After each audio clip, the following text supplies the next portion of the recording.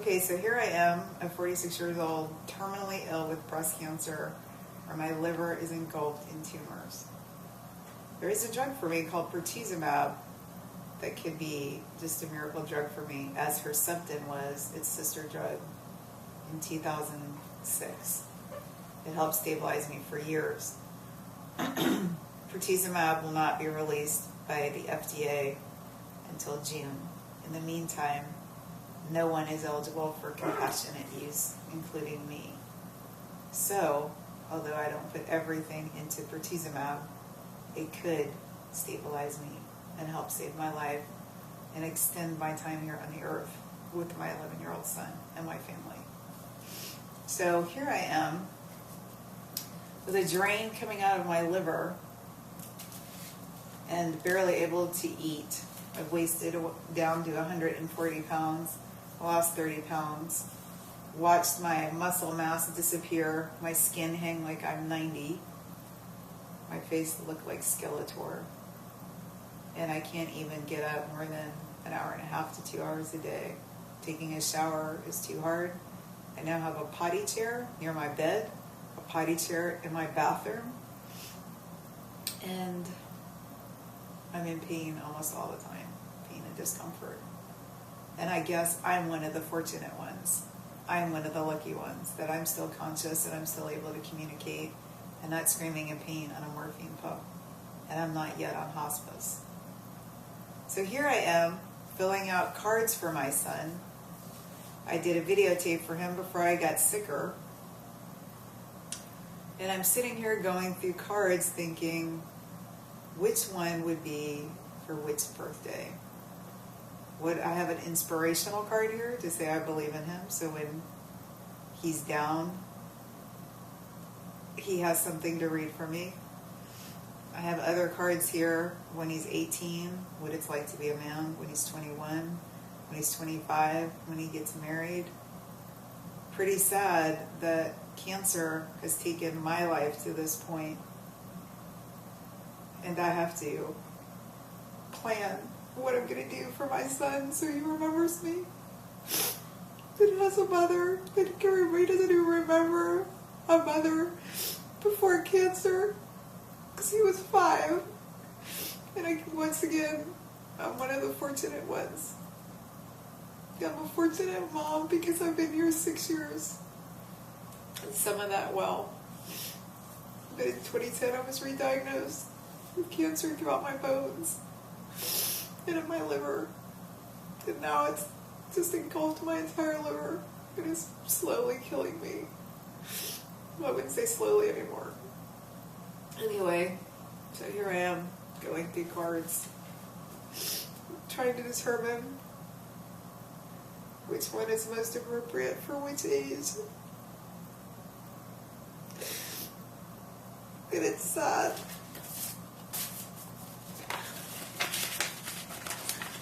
My wish is that nobody goes through this. But so many women are dying of ovarian and breast cancer. And they won't release the drugs for compassionate use. And we're just watching so many women die and so many kids being without a mom. And it's sad. My dream is, hopefully, that even this video, as sad as it would be, would wake somebody up. Would wake somebody up to think, how could you help and how could you force the FDA to look at everybody with cancer more than a number, more than a statistic, and to look at breast cancer especially and pour more money and research into every cancer. But breast cancer, when it turns so quickly, and there's no time. There's no time for lots of things. As of right now, my doctor talked to me about being in end stages. And I've had more operations on my biliary drains, my liver. I just had one on Friday. I'm awake through the whole procedure. It's like complete torture. The things that women are going through and men is just barbaric. And the fact that there are drugs being held up. The TDM1 trial is for women with my particular cancer, HER2 positive. That trial has been going on for years. One of my best friends, Annie, died waiting to get in the trial in the end of 2009. It was supposed to be released in 2010.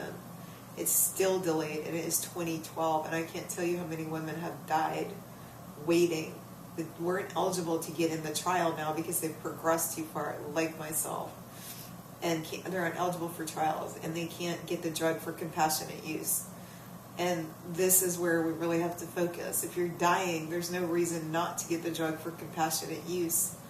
It's ridiculous. They're discarding our lives and showing us that we have no worth. You know, I do have worth, my family has worth, and all these other women have worth. And we should get the drug for compassionate use. There's no reason not to. As it's sitting there in limbo, waiting to come out in June, a proposed date of June 8th, 2012, you know, Genentech, Roche Labs has taken that drug to the FDA in December. You know, it was at the big breast cancer symposium, the annual symposium in Texas, San Antonio, Texas, and they announced it, and they took it in December. Why 6 months? The trials are concluded, all the data is there 6 months, and in the meantime, if you're waiting 6 months, why wouldn't we be eligible for compassionate use?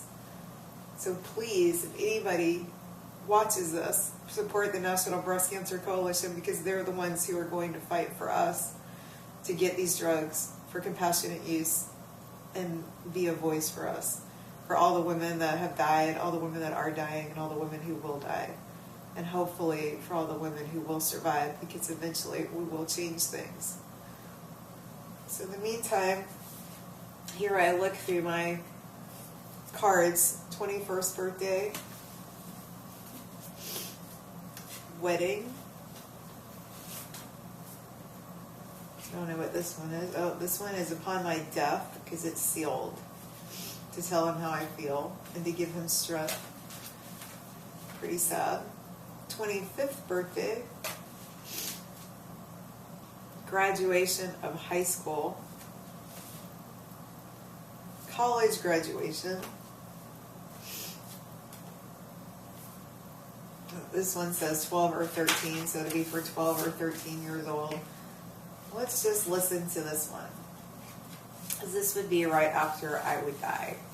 His 12th birthday. Dear son, ever since you were born, I worried and wondered about whether or not I was being the best parent I could be.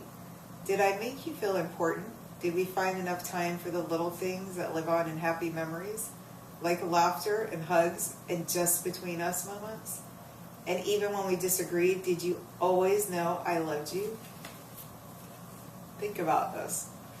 Of all the things in my life that I might have or could have or should have done differently, there's one thing, all underlined, there's one thing I'd never change, and that's having you for a son. If I didn't always find a way to say it, I hope I always showed it, all underlined. I'm proud to be your parent, and I love you, son. Happy birthday, love, love, and more love, Mom. And I wrote, so thankful for the time together and the beautiful memories. Always with you, honey, Mom Angel. So imagine me and all the other mothers getting ready for our death and leaving our babies. Sitting here planning out cards and videos and books and passing on our final words and trying to raise our kids from beyond. How sad is that? And if you think that a drug for compassionate use could have extended it even a year, it would have given me a year, or some other mom a year, or maybe 2 or even 3 months. I mean, it's March. What is today? March 25th? March 25th. I'm sure I won't make it to Mother's Day, which is May. So my son will go through this year, May, Mother's Day without a mom. He'll go through Father's Day without his mom here. He'll go through his birthday in October without his mom, and his favorite holiday, all of our favorite holiday, Christmas. So this will be a really hard year. But imagine, maybe it didn't have to happen. Maybe it didn't. And so many screw-ups with treatment, and so many radiological errors of reading scans, and misinformation of trying to get procedures done on the liver and TheraSpheres, and being told by my oncologist that it would take months, and then just to find out that it wouldn't take months, it would just take a week or two. Lots of misinformation and misleading. And yeah, I mean, when I think about it, it's just horrifying. When we look back on my scans in 2008, those scans showed spots in my pelvic bone, and my doctor said that she didn't believe that was anything, that it would come from, cancer has a pattern, and it would have come from my hip to my pelvic bone. Well, obviously, it was mentioned 3 times on the scan, on each consecutive scan, and she told me she wasn't concerned with it. So what was happening in actuality was I was on the drug Herceptin. We kept lowering the dose because of the discomfort and because of the pain.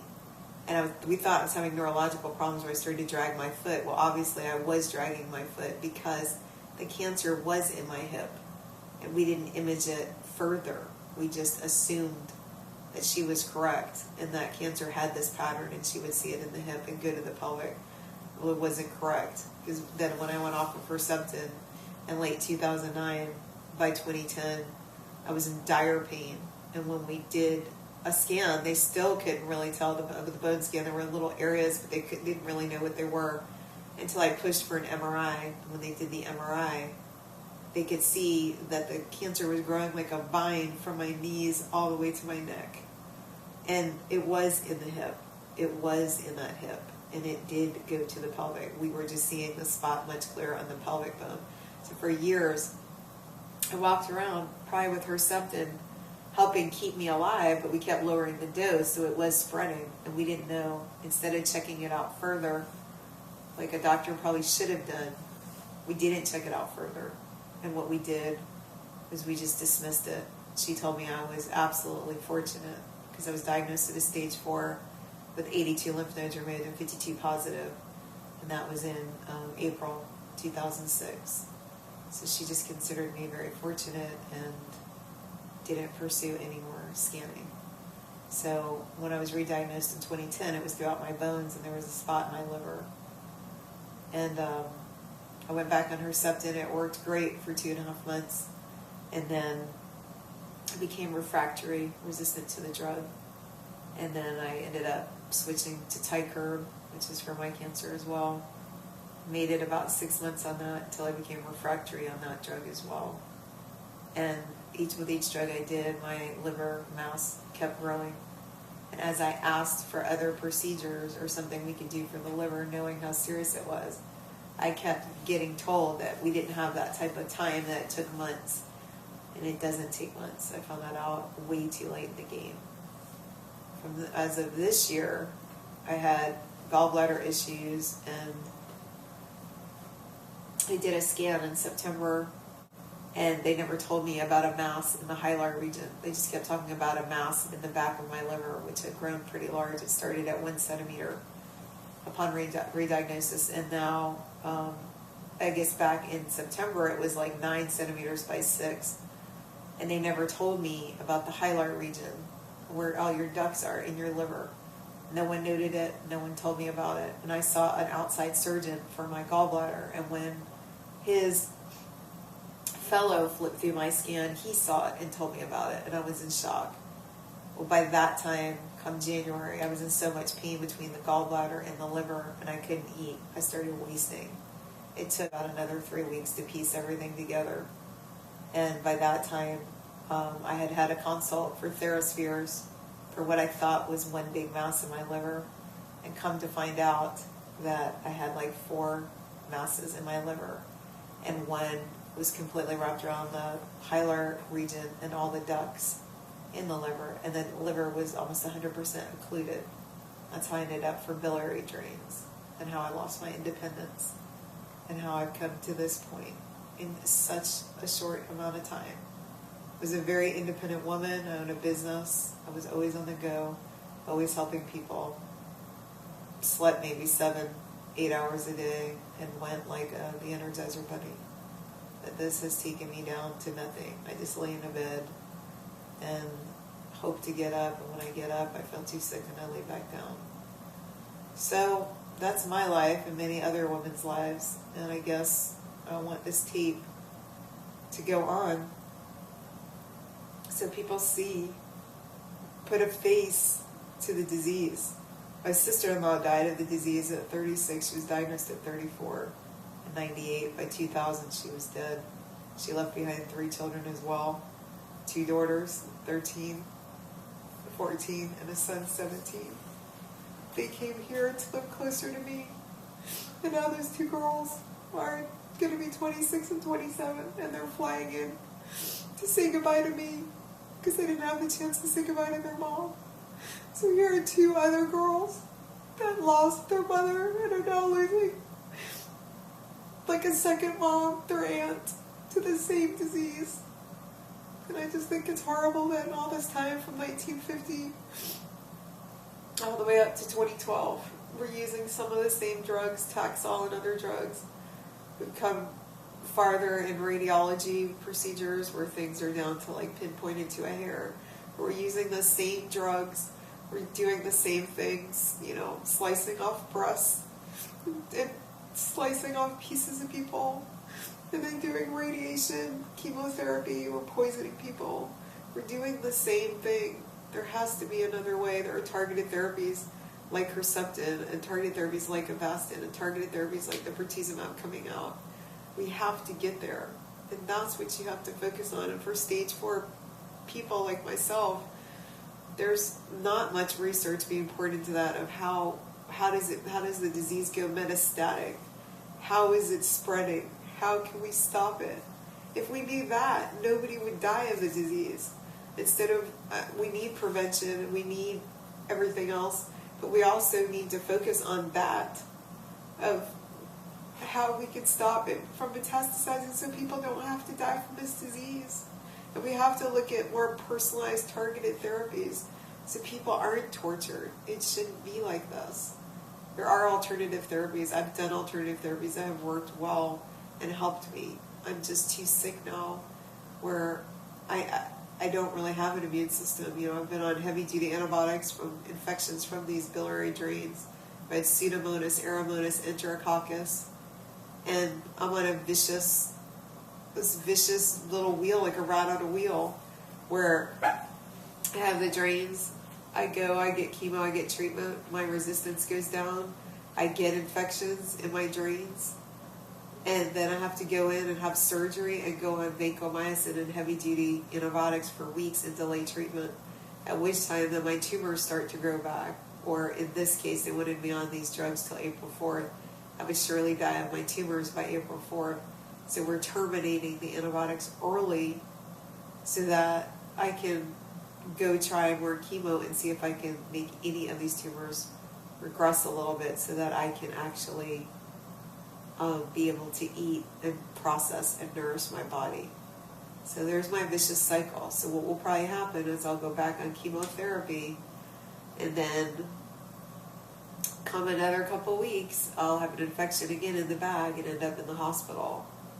At which time, who knows if I'll live or die. At this point, I'd say I'm pretty much at the end stages. So please do what you can and stand up and insist on research for stage 4 metastatic cancers, all of them. And insist on compassionate use of drugs. Make the FDA open that up. It has to be opened up. There are too many of us dying for absolutely no reason. And like I said, if it gave us 2 months or a year, it's priceless for anyone, especially myself. Right now, I have a foundation for women with cancer, and I've seen enough of them die. And, you know, it's not normal to have a 30-year-old woman with 3 little kids around a casket peeking in and crying. And I've seen it one too many times, and now there are girls that are being diagnosed at 18, 20, 22, and 24 with breast cancer. So wake up. get involved and see what you can do. And please support the National Breast Cancer Coalition, the Annie Appleseed Project, where they look at complementary alternative medicine, evidence-based modalities. And I have my own foundation, the Hope Organization. And hopefully, please get involved. And remember all of us for our struggles. That's it.